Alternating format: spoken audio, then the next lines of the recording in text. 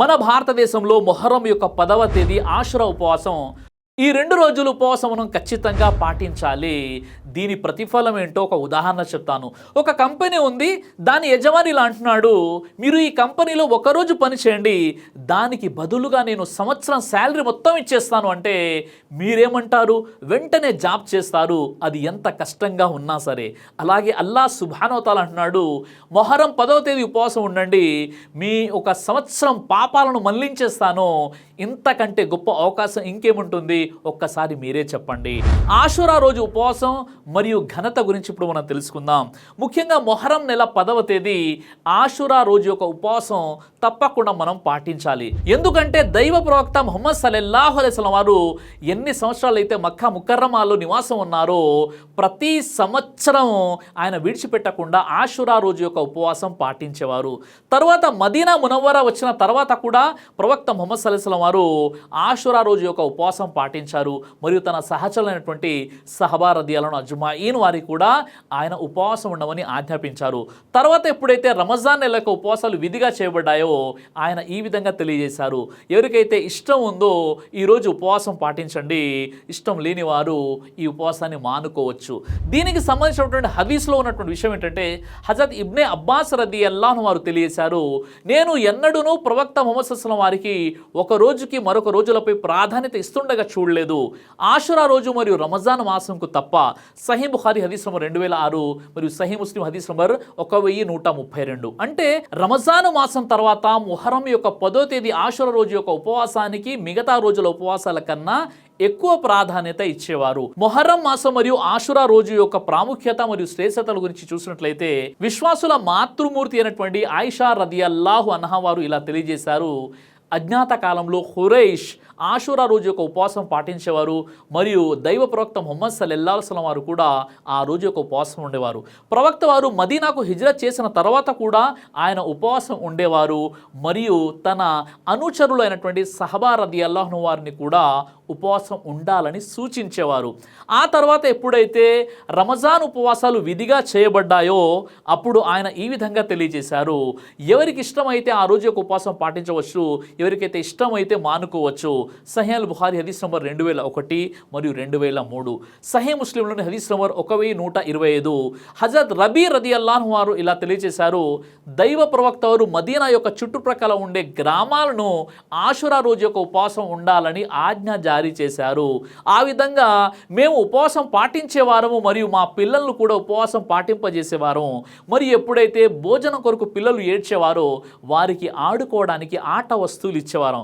ఆ విధంగా వారు ఇఫ్తార్ వరకు అందులో నిమగ్నమైపోయేటందుకు సహీ ముస్లిం హదీస్ నంబర్ 1136. ప్రవక్త ముహమ్మద్ సల్లల్లాహు అలైహి వసల్లం వారు ఎప్పుడైతే మక్కా నుండి మదీనాకు వలస వెళ్ళిపోయారో అక్కడ మదీనా పరిసరాల్లో ఉంటున్నటువంటి యూదులు ఈ మొహర్రం 10వ తేదీన ఉపవాసం పాటిస్తుండటాన్ని గమనించారు. ప్రవక్త ముహమ్మద్ సల్లల్లాహు అలైహి వసల్లం వారు యూదులతో, మీరు ఈ మొహర్రం 10వ తేదీన ఉపవాసం ఎందుకు ఉంటున్నారని ప్రశ్నించారు. అప్పుడు యూదులు మూసా అలైహిస్సలాం మరియు బనీ ఇస్రాయేల్ ప్రజలకు అల్లా ఈ నెల 10వ తేదీన బానిసత్వం నుండి రక్షించి స్వతంత్రం ఇచ్చాడు కాబట్టి దానికి కృతజ్ఞతగా మేము ఉపవాసం పాటిస్తున్నామని సమాధానం ఇచ్చారు. అప్పుడు ప్రవక్త ముహమ్మద్ సల్లల్లాహు అలైహి వసల్లం వారు అన్నారు, మూసా అలైహిస్సలాం వారికి లభించిన అనుగ్రహానికి ప్రతిఫలంగా మీకంటే ఎక్కువగా మేము కృతజ్ఞతలు తెలుపడానికి హక్కుదారులం అన్నారు. ఆ తర్వాత ప్రవక్త వారు ముస్లింలకు మొహర్రం 10వ తేదీన ఆషురా ఉపవాసం పాటించమని ఆదేశించారు. ప్రవక్త ముహమ్మద్ సల్లల్లాహు అలైహి వసల్లం వారి ఆదేశంతో ముస్లింలందరూ అప్పటి నుండి మొహర్రం 10వ తేదీన ఉపవాసం పాటించడం ప్రారంభించారు. అల్లాహ్ కూడా ప్రారంభంలో ఈ మొహర్రం 10వ తేదీని ఆషురా ఉపవాసాన్ని విధిగా అంటే ఫరజ్గా చేశాడు. ఎప్పుడైతే అల్లాహ్ సుబ్హానహు వ తఆలా రమజాన్ ఉపవాసాలు విధి చేశాడో అప్పుడు ఈ మొహర్రం ఉపవాసం నఫీల్ అయిపోయింది. రమజాన్ ఉపవాసాలు మనకు ఫరజ్గా విధిగా మిగిలి ఉన్నాయి.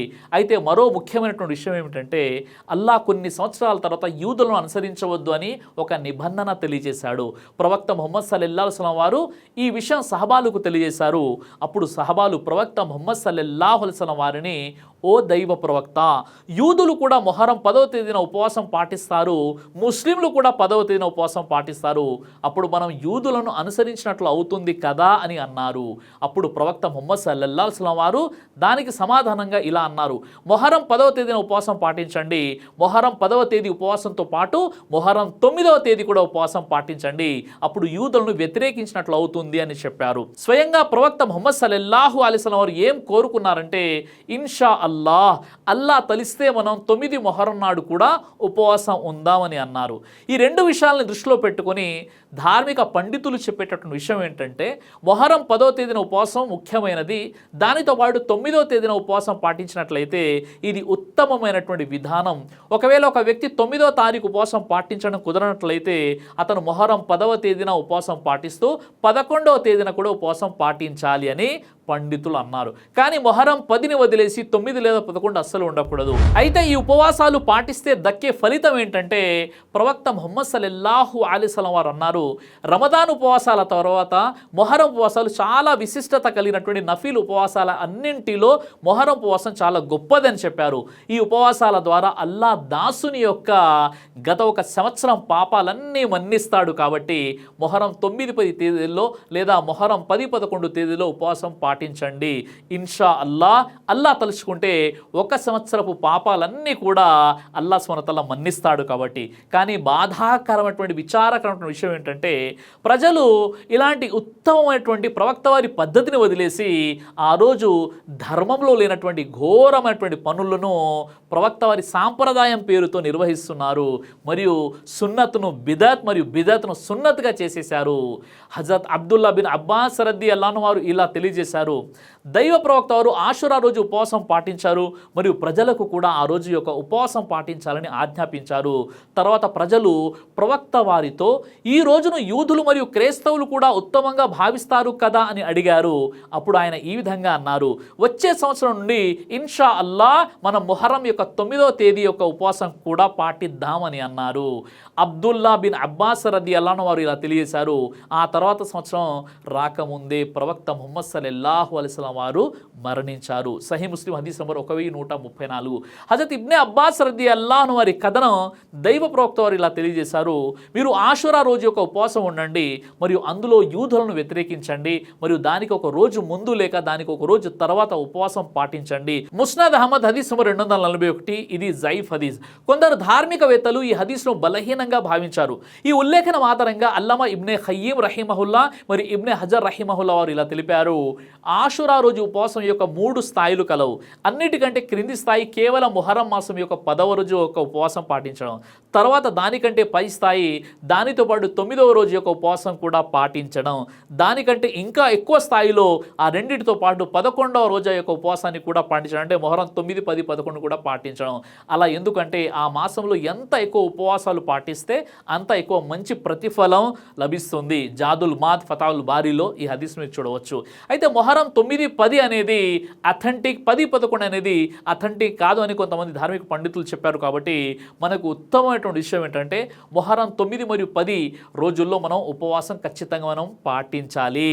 ఒకవేళ ఎవరైనా 9 ఉండనట్లయితే 10, 11 కూడా ఉండాలో ఎలాంటి సందేహం లేదు. అయితే సోదరులారా, ఈ మొహరం నెల అనేది గౌరవప్రదమైనటువంటి 4 నెలలలో ఒకటి. ఈ నెలలో అల్లా ప్రత్యేకించి తమ ప్రాణాలతో అన్యాయం చేసుకోకండి అని ఆజ్ఞాపించాడు. అన్యాయం అంటే అల్లాతో అవిధేయత చూపడం. అందుకని మనం ఈ నెలలో అల్లాకు అవిధేయతకు చూపకుండా అల్లాకు విధేయత చూపుతూ పుణ్య ఆచరణలు ఎక్కువగా చేయాలి. ముఖ్యంగా నఫీల్ ఉపవాసాలు పాటించడం. అల్లా ప్రియ సందేశరులు ప్రవక్త ముహమ్మద్ సల్లల్లాహు అలైహి వసల్లం వారు ఈ విధంగా తెలియజేశారు, రమదాన్ ఉపవాసాల తర్వాత అన్నిటికంటే ఉత్తమమైనటువంటి ఉపవాసాలు మొహరం నెల యొక్క ఉపవాసాలు మరియు ఇది అల్లా యొక్క నెల కూడాను. మరియు ఫరజ్ నమాజుల తర్వాత ఉత్తమమైనటువంటి నమాజులు రాత్రి యొక్క నమాజ్. సహీ ముస్లిం హదీస్ నంబర్ 1132. అల్లా మనందరికీ కూడా మొహరం యొక్క 9, 10 తేదీల్లో ఖచ్చితంగా ఉపవాసం పాటించేటటువంటి సద్బుద్ధి ప్రసాదించుగాక. దైవ ప్రవక్త ముహమ్మద్ సల్లల్లాహు అలైహి వసల్లం వారు తెలియజేశారు, కడుపుకు సంబంధించిన అన్ని రకాల వ్యాధులకు అద్భుతమైన ఔషధం తలిబిన. ఇది దైవ ప్రవక్త వారి సున్నత్, మంచి ఆహారం, ఇమ్యూనిటీ బూస్టర్. ఇందులో షిఫా ఉంది. ఇది మంచి ఔషధంగా కూడా పనిచేస్తుంది. కాబట్టి పిల్లలు అయినా పెద్దలు అయినా ఎవరైనా దీనిని ఉపయోగించవచ్చు. ఇందులో ఎలాంటి సైడ్ ఎఫెక్ట్ లేదు. ఖురాన్లో దైవం తెలియజేశాడు, తేనెలో మీకు స్వస్థత ఉంది.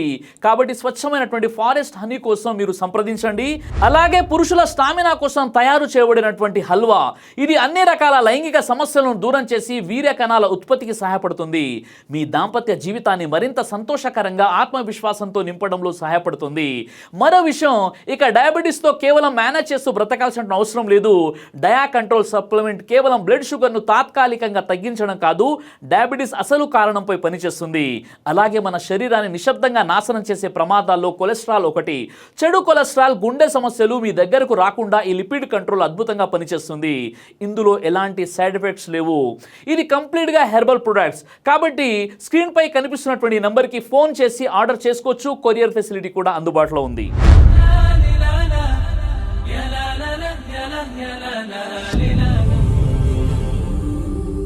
బ్రదర్ సిరాజ్ అని యూట్యూబ్ ఛానల్ని మీరు సబ్స్క్రైబ్ చేసినట్లయితే ఇన్షాల్లా దేవచిత్తం అయితే మీకు వీడియోస్ వస్తుంటాయి. అదేవిధంగా బ్రదర్ సిరాజ్ అనేటటువంటి ఫేస్బుక్ని కూడా లైక్ చేయడం వల్ల మీకు వీడియోస్ వస్తుంటాయి.